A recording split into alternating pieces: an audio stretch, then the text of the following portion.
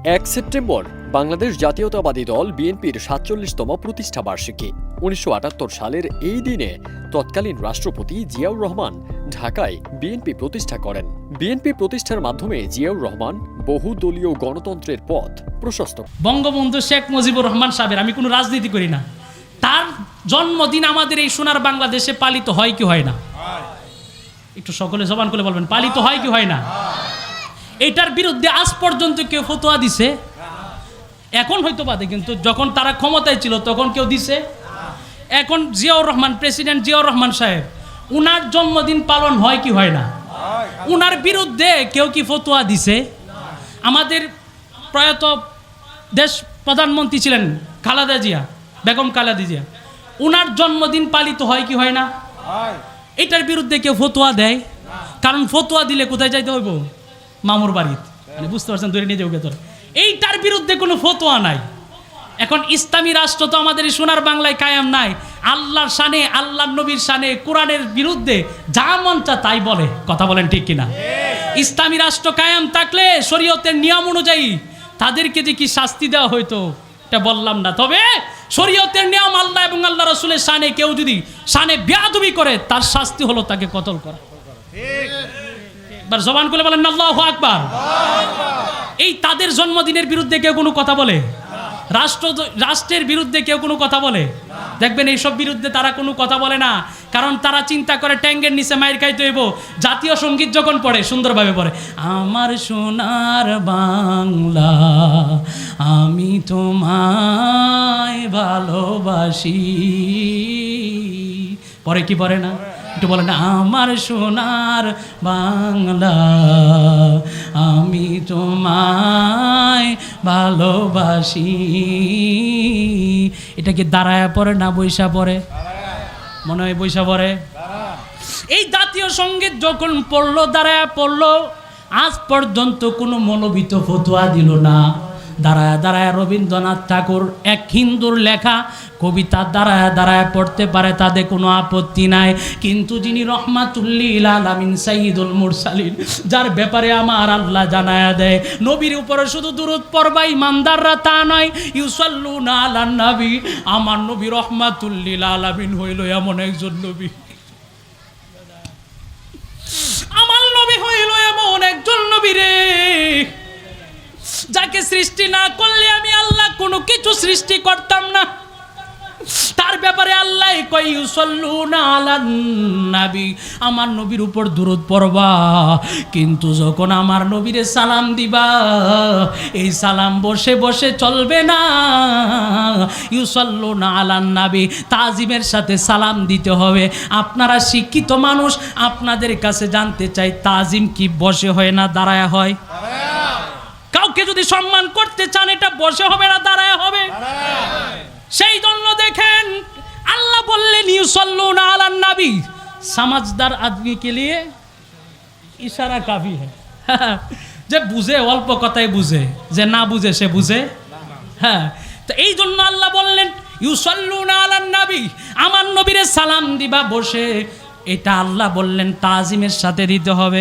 আমার আল্লাহ এখানে, আমার মনে আল্লাহ এরকমভাবে ইশারা দিয়া বুঝায় দিল যে ইমানদার নবীরে বেশি ভালোবাসবে, নবীর যেই প্রেমিক হবে। সেই জন্য দেখেন ওয়াহাবিদের আলেম শামসুল হক ফরিদপুরি সাহেব, নাম শুনছেন কি শুনছেন না? শামসুল হক ফরিদপুরি সাহেব, মামুনুল হক সাহেবের আব্বা আল্লামা আজিজুল হক সাহেব, আজিজুল হক সাহেবের উস্তাদ শামসুল হক ফরিদপুরি সাহেব, তার তাসাউফ তত্ত্ব কিতাব আমার কাছে আছে, আমি তো আপনাদের ইমাম সাহেব। তাসাউফ তত্ত্ব কিতাবের মধ্যে রয়েছে যেই মজলিসের মধ্যে দয়াল নবীজির প্রেমে দুরূদ শরীফ পড়া হয়, হামদ পানি পড়া হয়, যারা নবীর প্রেমিক হয়, নবীকে যারা ভালোবাসে, তারা এই মজলিসের মধ্যে যদি মহব্বতের সাথে দাঁড়ায়া সালাম দেয়, এই সালামটা নাজায়েজ হতে পারে না। এই সালামটা হলো বড় উত্তম সালাম। জুড়ে জুড়ে বলুন সুবহানাল্লাহ। আরো জিজ্ঞাসা জবান করে বলেন আল্লাহু আকবার। আজকের মাহফিলের প্রধান অতিথি ৩৭ নং ওয়ার্ডের সম্মানিত কাউন্সিলর পদপ্রার্থী, আমার অত্যন্ত শ্রদ্ধাভাজন মহব্বতের মানুষ জনাব আসাদুজ্জামান আসাদ মণ্ডল সাহেব, তিনি এসেছেন। ওনার সাথে আরও অনেকেই নেতৃস্থানীয় গণ্যমান্য ব্যক্তিরা এসেছেন এবং আমার মসজিদের সুকিনগর জামে মসজিদের সম্মানিত সেক্রেটারি সাহেব তিনিও এসেছেন। আমি সকলকে মুবারকবাদ জানাচ্ছি। আল্লাহ গাফুর রহিম আমাদের সাথে যেন আল্লাহ রাব্বুল আলামিন তাদেরকেও যেন কবুল করে, সকলে পড়ি আল্লাহুম্মা আমিন। আর একটু জবান খুলে পড়ুন আল্লাহুম্মা আমিন। একটু দয়ার নবীজির শানে একটু নাত পড়া যাবে নি? একটু সকলে হাতটা একটু পতাকা বানায় বলেন, দয়াল নবীর আগমনে আনন্দিত ত্রিভুবন। নবীরে পেয়ে আপনারা খুশি না বেজার? যারা খুশি হাত নিচে রাখবেন না, কারণ নবীজি যেদিন মক্কা থেকে মদিনায় যায়, সহিহ মুসলিম শরীফের হাদিস, নবীজিরে স্বাগতম জানানোর জন্য নারী পুরুষ সকলে বের হয়ে চলে আসলো।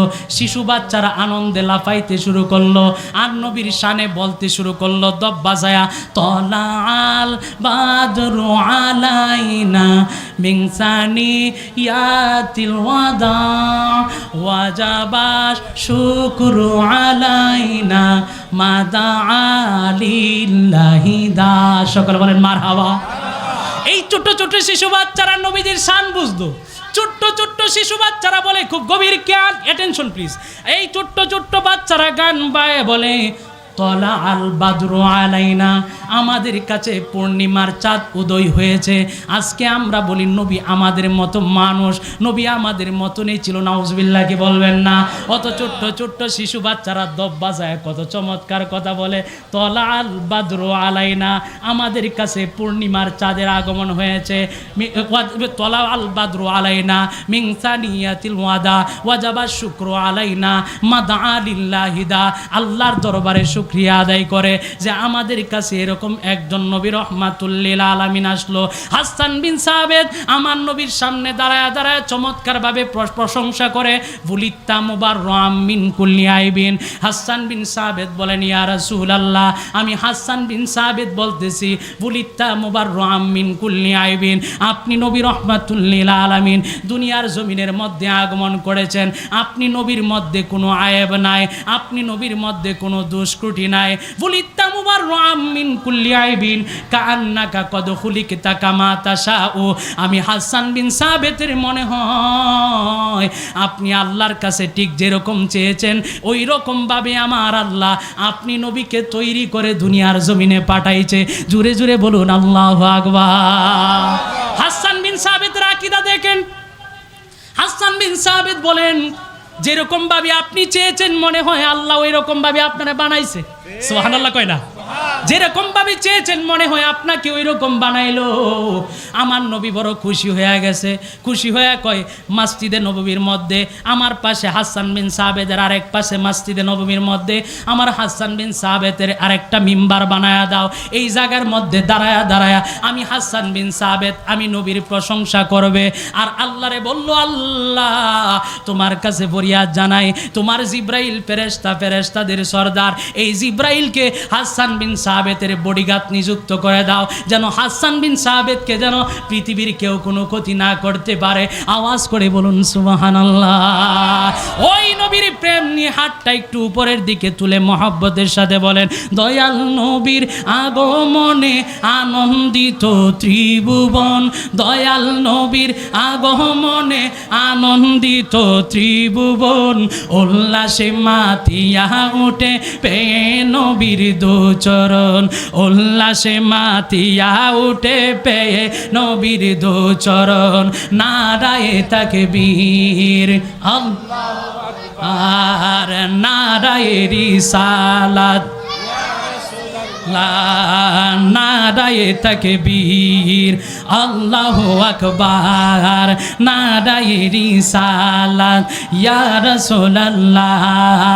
না নবীর আগমনে মায়ার নবীর আগমনে আনন্দিত ত্রিভুবন। উল্লাসে মাতিয়া উঠে পেয়ে নবীর দুচরণ। উল্লাসে মাতিয়া উঠে পেয়ে নবীর দুচরণ। জান্নাত হতে হাওয়া আসিয়া মারিয়াম হাজেরা মিলাদুন নবী করতে পালন আসিল তারা। বলেন না মারহাবা।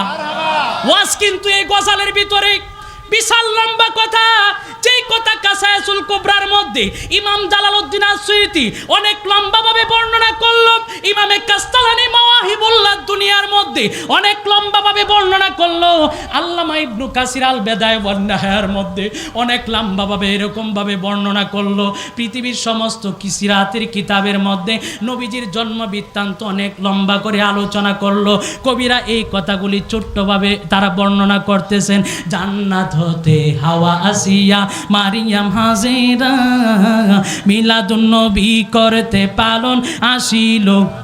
বলেন না, জান্নাত হতে হাওয়া আসিয়া মারিয়াম হাজেরা মিলাদুন নবী করতে পালন আসিল তারা।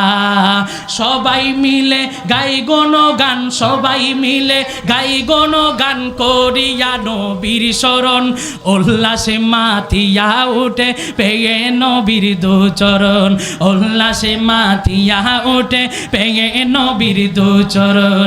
নারায়ে তাকবীর, আরো জোরে, আঘা নারায়ে তাকবীর, আর নারায়ে রিসালাত,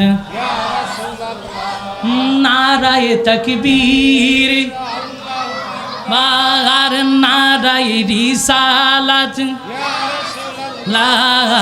দয়াল নবীর আগমনে, মায়ার নবীর আগমনে আনন্দিত ত্রিভুবন, উল্লাসে মাতিয়া উঠে পেয়ে নবীর চরণ, উল্লাসে মাতিয়া উঠে পেয়ে নবীর দুচরণ। মা আমেনা বলেন সেদিন তিনটি পতাকা, পূর্ব পশ্চিম কাবার চাঁদে গিয়েছিল দেখা। মা আমেনা বলে সেদিন তিনটি পতাকা, পূর্ব পশ্চিম কাবার চাঁদে গিয়েছিল দেখা। আসলেন নবী পোশাক পরা, আসলেন নবী পোশাক পরা, সুরমা লাগা দুনয়ন, উল্লাসে মাতিয়া উঠে পেয়ে নবীর দুচরণ, উল্লাসে মাতিয়া উঠে পেয়ে নবীর দুচরণ। অবিরত কোষের নারা দিচ্ছে সৃজন কুল, ববের মাঝে পেয়ে তারা মুহাম্মদ রাসূল।